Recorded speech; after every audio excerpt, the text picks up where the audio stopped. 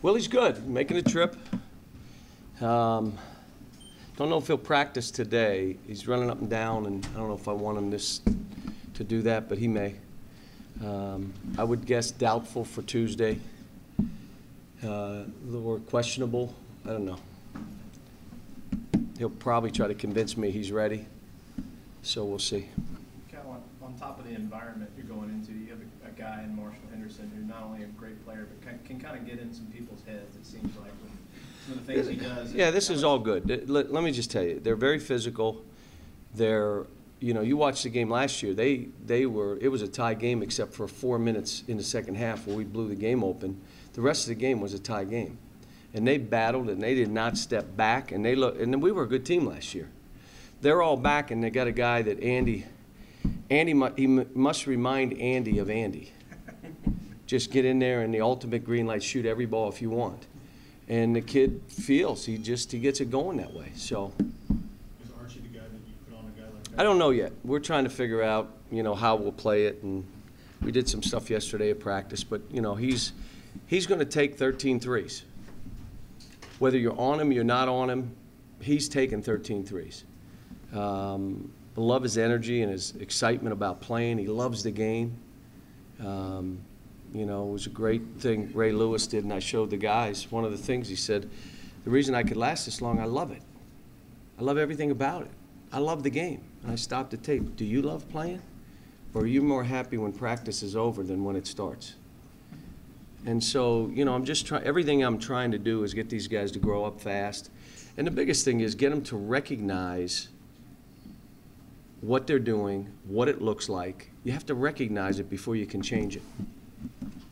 In some ways, so many games left, it's hard to call any game a must-win. Does this one feel like it's more of a sense of urgency to get that quality? They're all, everyone is. If you told me you're going to lose this and win the next line, all right, wake me up when it's over. I'll sit and watch the game. So it doesn't matter, no. It's just it's another learning experience for us.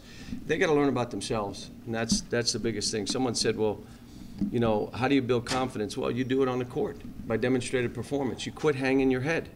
When another team makes a run, quit hanging your head. Quit slouching over. Just keep balling, keep playing. And it's just something hard to break. And they're, but they're trying.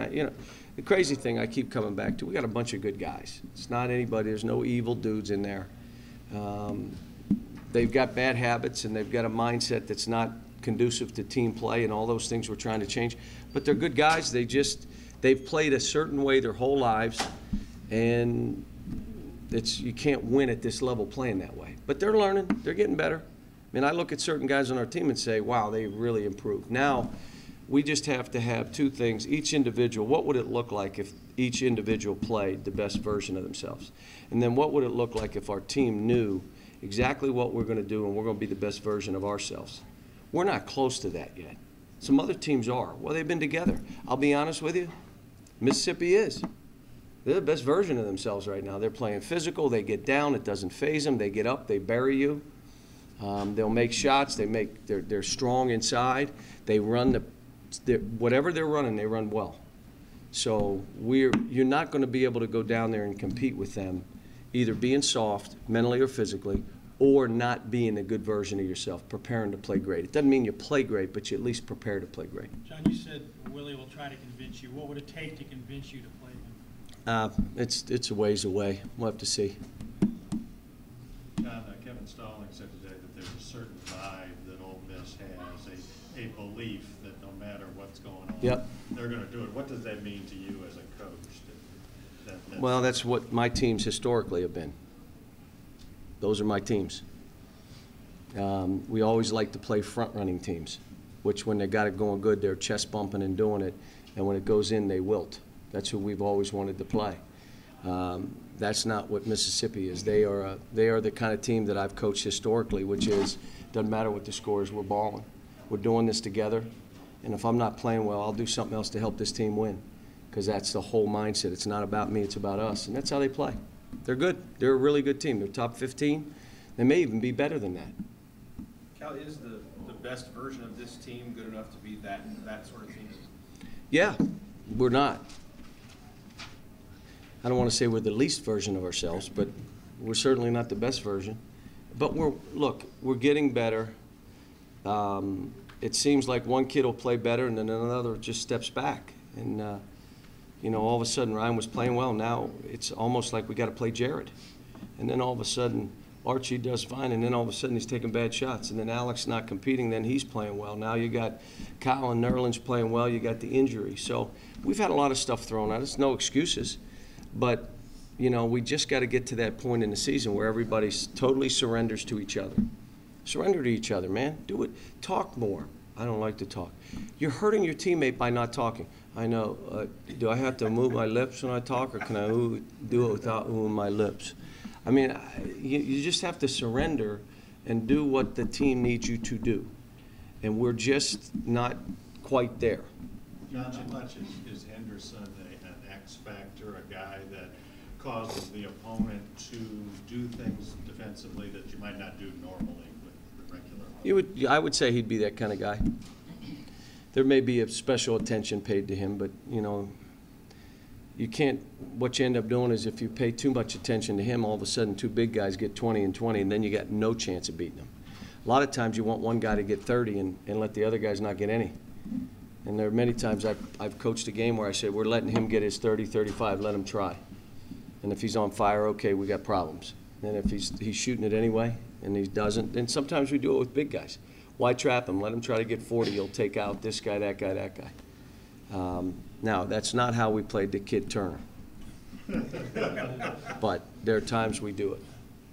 Do you take anything from what didn't work against Elston Turner and how you approach Henderson? No, but he's probably watching that tape, I would say. Their team probably watched that tape.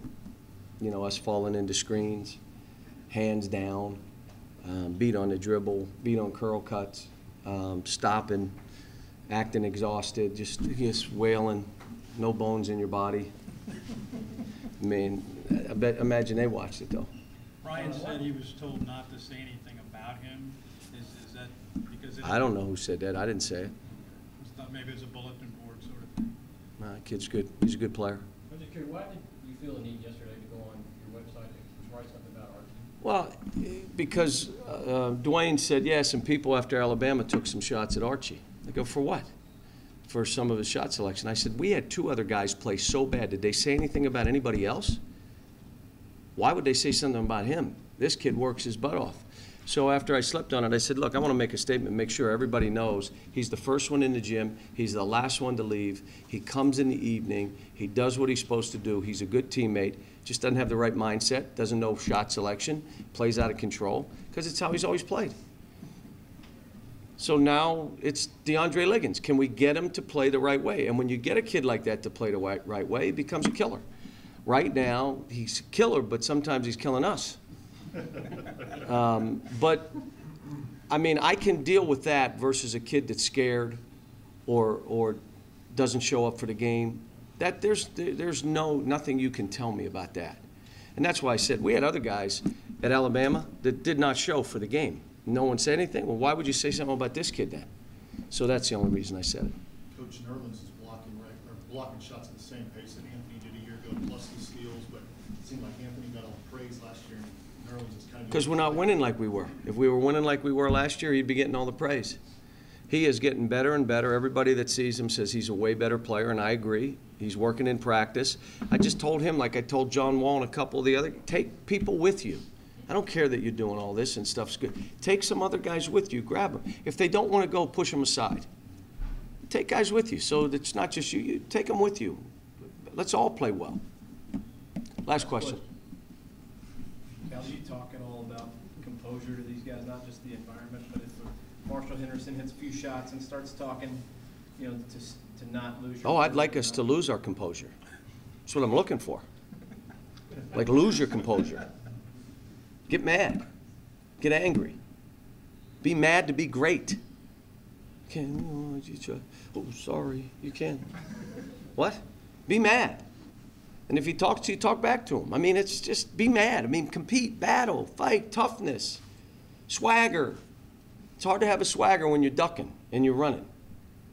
You got to dig your heels in. And this is why I'm saying all this stuff is good for our team.